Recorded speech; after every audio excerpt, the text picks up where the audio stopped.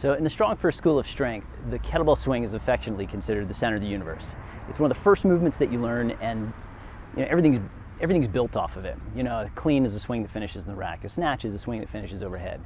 And there are elements of preparing for the swing that also apply to what would seem like unrelated movements, like the one-arm push-up.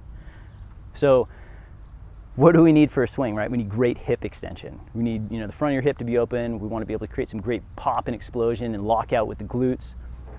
And what is the top of the swing? Basically, it's a plank, right? It's quick, it's momentary. There's that brief, float, and you've got that tight top of your swing. But what is your one-arm push-up? It's a plank. It's a plank that we're creating a lot of tension. And obviously the tension in a one-arm push-up is, throughout the whole movement versus a swing, where it's a little different. But the movement prep that goes into preparing for swings at a course or a cert, you're going to probably find yourself doing a half kneeling hip flexor stretch to unlock your hips and create more force, more power from your glutes, from your hips. And we can take that half kneeling hip flexor stretch and we can apply it to your one-arm push-up to take the brakes off of, the tension that you want to be able to create so you can produce more strength and power. Because if we don't have your lower body solidified as this, solid foundation, we're going to have a lot of slack, and it's going to make the whole press a lot more difficult.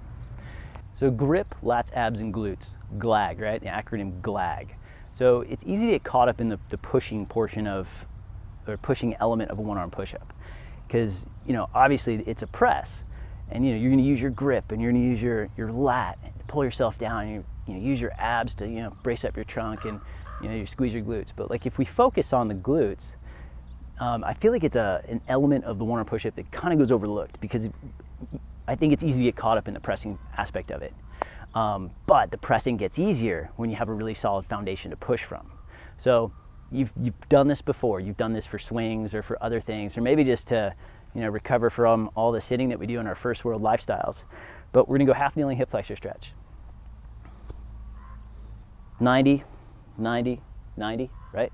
Now let's go flat toes, because when they're tucked, it kind of loads more stretch in your quad. And we're looking to open the front of your hip so we can have more of that glute activation, so you can have that solid structure for your one-arm push-up. So pelvis position. We want to make sure you're not arched. No arching your back, because this is going to not give us the effect that we're looking for in the hip. But we also don't want to be overly tucked in our pelvis. So we're looking for level pelvis position, glute squeeze, and then give it a push. And you should find some stretch. Even for somebody who has like really open hips, I can still find a stretch here with some good glute activation. So we're gonna give it a 3 count, you back off, reset it, give it a push, back off, reset it. So how many times? How about 5? So we'll go 5 times, left, right, and then get a rep. So when we're doing one-arm push-ups, there's, it's this high tension lift. So there's gonna be a lot of rest in between sets. And we're generally gonna do ones and twos, or maybe some 1, 2, 3 ladders. So in between sets, obviously some fast and loose, and then do some hip flexor stretch. And when you come back to each rep, pay attention to how much stronger your foundation is. Set your glutes, be methodical with your setup, set your legs and your glutes, get tight, and you're gonna find that your one-arm push-ups get stronger and more efficient. Try it, I think you're gonna like it.